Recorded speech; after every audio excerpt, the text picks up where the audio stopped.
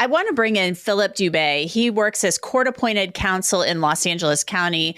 He's not affiliated with this case, though. Let's talk, Philip, about this case. It's unbelievable to me. Mom, Teresa, goes and picks up her son from jail, brings him home. He tells cops he smoked some meth and then says a black man started killing my mom, and then I joined in. Your thoughts? Well, first of all, it's very common when people who use drugs get released and they need a quick fix.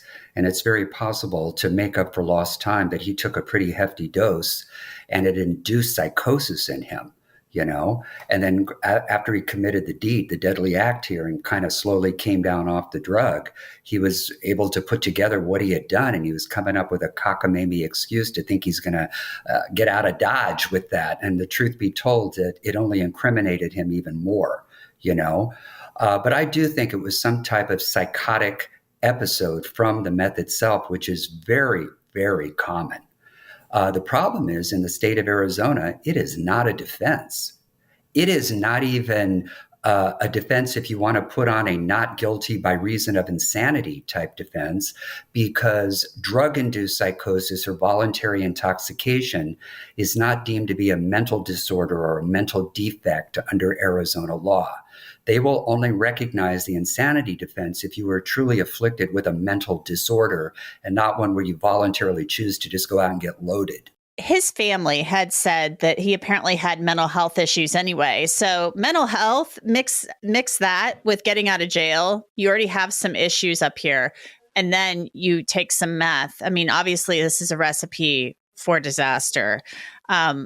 Why blaming the black man? I mean, is that potentially part of some psychosis, or is this just something some people do? Because police said, look, it's an open investigation. We're looking into it still. No evidence of this. But they have to dot their I's and cross their T's.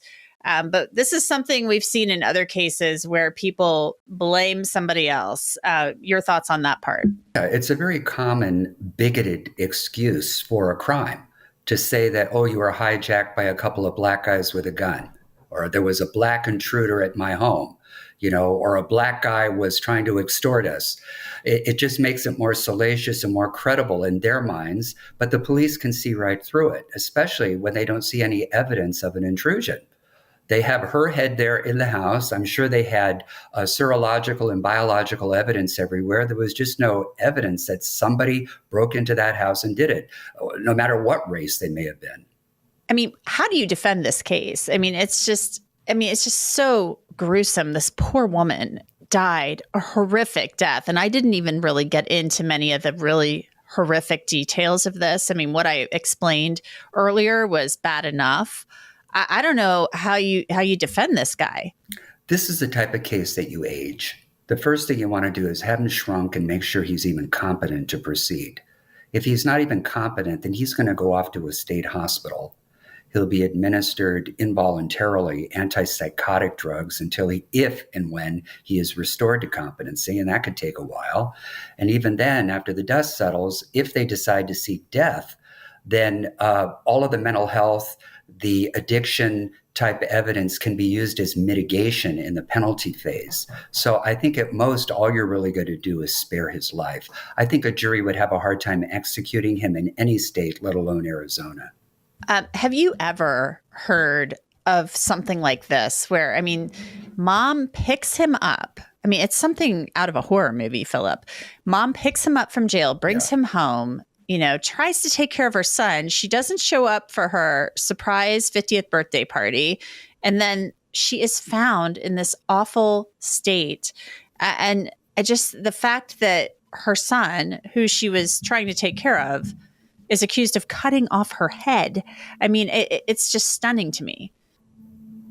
I've had it, but not in the familial context. I've had it where I've had a human trafficking homicide where the street sex worker was decapitated and the body was dumped in a hefty bag off the freeway here in LA. And obviously the hope is that by removing the head, you won't be able to properly identify the person. But of course, that was foiled through DNA and through fingerprint analysis of the decedent, But it's not as uncommon as you might think. Another thing we see, too, is after the homicide, they set the whole place on fire thinking they can destroy all the evidence. But yes, I have seen it, not necessarily in the mother-son or mother-daughter context. Well, it is truly horrifying. I don't know if they'll go for the death penalty in this case because of the mental health issues and the drugs. But what is your prediction on that? Do you think this is something they go forward with as first degree murder, or do you think that they try to go for the death penalty? I think it's going to start off as a capital case. I think they're going to allege a special circumstance of some type of premeditation, lying in wait, torture type theory. And then as the case ages, defense counsel will hopefully be able to engage the prosecution in what I call mercy talks to show that, yes, maybe in society he's irredeemable and irreformable, but perhaps he can be put to some good use during a lifetime stretch in prison. So this is a type of case you work for what we call an LWOP type disposition, meaning life without parole. And I truly believe that that's how this will end up. I do. Wow. Philip Dubé, thank you so much. Appreciate it. Take care now.